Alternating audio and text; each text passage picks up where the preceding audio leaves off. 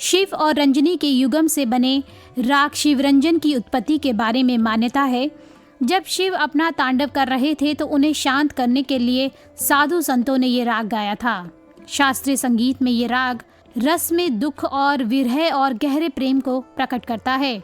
फिल्मों में शिवरंजनी का प्रयोग शंकर जयकिशन ने बहुत ही खूबसूरती से किया है। राज कपूर की फिल्म आह का तो पूरा पार्थ साउंड ट्रैक ही शिवरंजनी में है और उसके बाद कई वर्षों बाद आई मेरा नाम जोकर में लिए गीत जाने कहाँ वो गए दिन, जिस देश में गंगा बहती है, दोनों के संगीत में राग शिवरंजनी की झलक देखने को मिलती है। रागों की रचना के पीछे भी ये रहस्य छिपा है। शास्त्र या व्याकरण के गणित में बहुत ना उलझते हुए ये तो समझा ही जा सकता है कि राग नैसर्गिक रूप से हमारे भीतर मौजूद 9 रसों के प्रवक्ता है। हर राग यूं अपने सुरीले आंचल में कोई न कोई रस समेटे होता है और ऐसा ही राग है राग शिवरंजनी। शिवरंजनी काफी ठाट का राग है। गहराती रात के प्रहरों में ये राग अपना पूरा शबाब लिए गूंजता है। इसका स्थायी भाव निश्चय ही विरह है, अवसाद है, पश्चाताप है, लेकिन भारत में उत्तर और दक्षिण दोनों ही इलाकों के गायक वादकों ने इसे अपनाते हुए ख्याल, टप्पा और सुगम संगीत की भजन, गजल और गीत विधा में बखूबी प्रयोग किया है।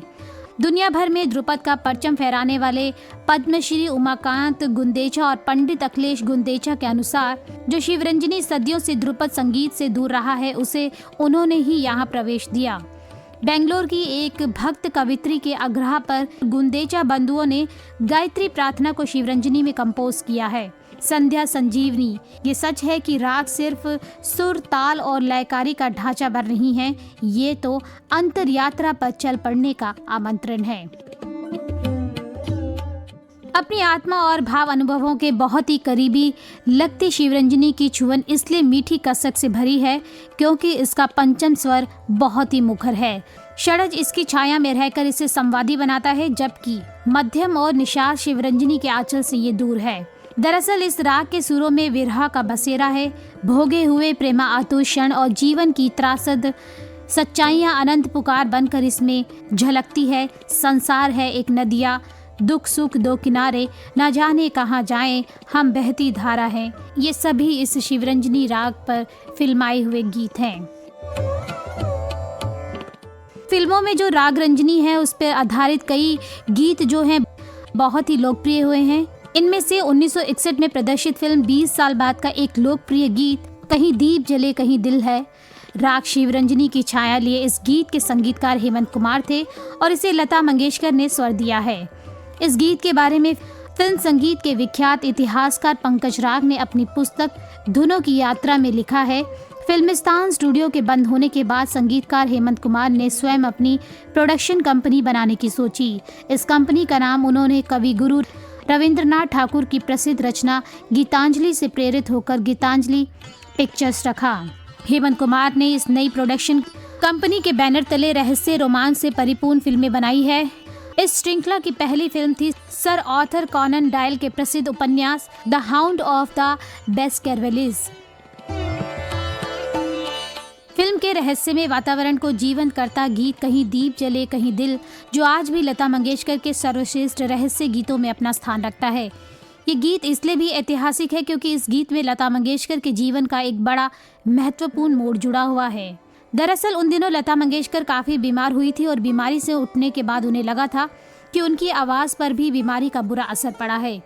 लता को लग रहा था कि रिहर्सलों में बात नहीं बन पा रही है, परंतु हेमंत कुमार ने उन्हें बिना बताए एक रिहर्सल को रिकॉर्ड कर लिया और उसी को रिकॉर्डिंग मानकर लता मंगेशकर को सुनाया और विश्वास दिलाया कि उनकी आवाज़ पहले जैसी ही है। इस मुश्किल गीत को जब वे सफलतापूर्वक गा सकी तो उन्हें अपना खोया हुआ आत्मविश्वास वापस मिल गया। इस गीत को लता मंगेशकर द्वारा 1967 में उद्घोषित अपने 10 सर्वश्रेष्ठ गीतों में स्थान दिया गया है। राग शिवरंजनी की छाया लिए ये गीत आज भी संगीत प्रेमियों को बेसुध कर देता है। फिल्म के गीतकार शकील बदायूं ने दृश्य की मांग के अनुकूल गीत रचे और हेमंत कुमार ने लगभग सभी गीतों में विभिन्न रागों का आधार दिया है।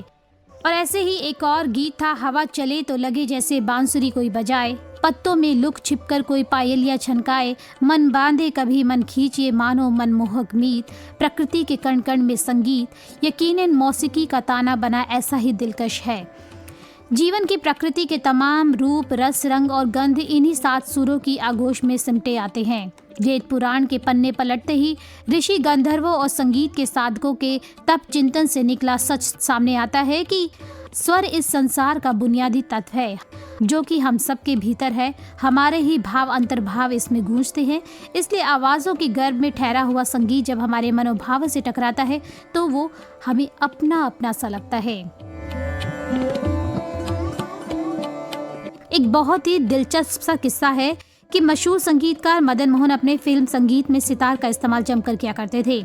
उन्हें हिंदी फिल्मों में गजलनुमा गीतों का कंपोज करने का श्रेय भी दिया जाता है।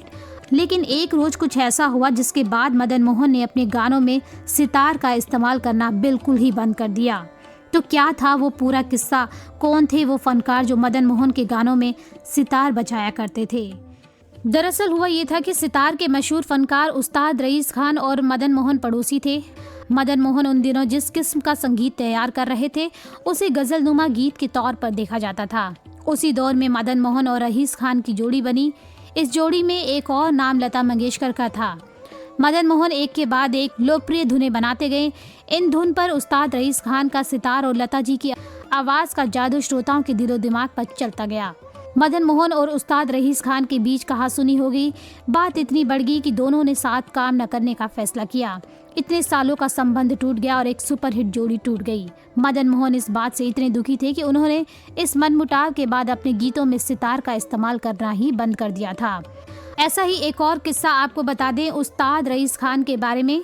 उस्ताद रईस खान ऐसे कलाकार थे जिनकी उंगलियां जब सितार के तारों को छेड़ती थी तो मालूम होता था कि सितार गाने लगा है। उस्ताद रईस खान का जन्म 1949 को इंदौर में हुआ था। वो मेवाती घराने से थे। हद्दू, हस्सू और नत्थू खान जैसे महान कलाकारों के परिवार में पैदा हुए उस्ताद रईस खान ने अपने पिता से संगीत सीखा था। उन्होंने करीब 30 साल तक भारतीय सिनेमा संगीत में काम किया। 80 के दशक में वो पाकिस्तान जाकर बस गए थे क्योंकि उन्होंने वहाँ की नामचीन गायिका बिल्किस खानम से निकाह किया था। उन्होंने 6 मई 2017 को दुनिया से अलविदा कहा। किस्सों से किस्से निकलते हैं। एक किस्सा ऐसा ही था कि अपने निधन के बाद ही उन्होंने कुछ समय पहले कोको स्टूडियो में एक रिकॉर्डिंग की थी जिसमें कि उन्होंने राग हंस ध्वनि बजाई थी। चलिए अब लौटते हैं हम फिर से राग शिवरंजनी पर। शिवरंजनी दर्द का राग है, वियोग का राग है। इस राग के मूल्य भाव में पैथास है। शिवरंजनी के सुर छेड़ते ही उदासी, टीस और कसक जैसी मनस्थितियां साकार होने लगती है। हालांकि राग शिवरंजनी का कमाल ये है कि इस राग में कंपोज किया गया 50 साल से भी ज्यादा पुराना गाना आज भी शादी ब्याह के मौके पर जरूर बजता है। ये गाना 1966 में आई फिल्म सूरज का है जिसे कि मोहम्मद रफ़ी ने गाया था। बोल हसरत जयपुरी के थे और संगीतकार थे जयशंकर जयकिशन। दिलचस्प बात यह है कि इस गाने के लिए सर्वश्रेष्ठ संगीतकार का फिल्म अवार्ड भी इसे मिला था। अगर आप भी इस गाने का अंदाजा नहीं लगा पाए हैं तो चलिए हम आपको बताते हैं कि इस गाने के बोल थे बहारो फूल बरसाओ मेरा महबूब आया है।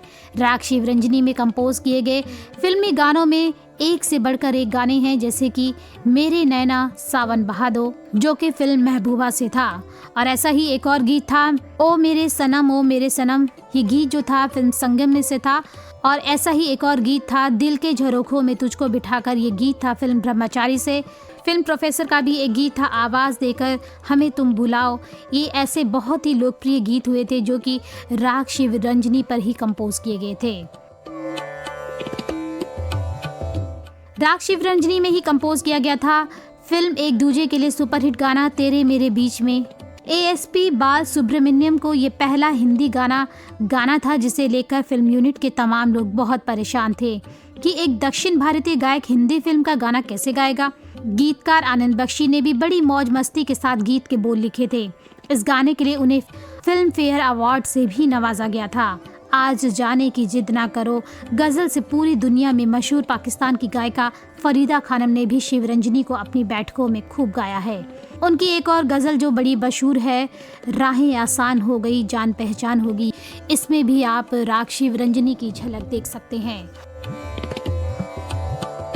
तो चलिए अब आपको ले चलते हैं राग शिवरंजनी के शास्त्रीय पक्ष की ओर। इस राग में मध्यम और निषाद यानी कि माँ और नी नहीं लगता है, बाकी सब सुर शुद्ध लगते हैं। इस राग की जाति औड़व औड़व है और थाट इसका काफी है। इसे मध्य रात्रि में गाया बजाया जाता है। राग शिवरंजनी राग भूपाली से काफी मिलता जुलता राग है। राग भूपाली और राग शिवरंजनी में फर्क सिर्फ गांधार का है। राग भूपाली में शुद्ध गांधार लगता है, जबकि शिवरंजनी में कोमल। राग शिवरंजनी के आरोह अवरोह की बात करें तो आरोह जो है कुछ इस प्रकार से होता है, सा रे गा पा धा सा, और अवरोह जो है वो इस प्रकार से होता है, सा धा पा गा रे सा।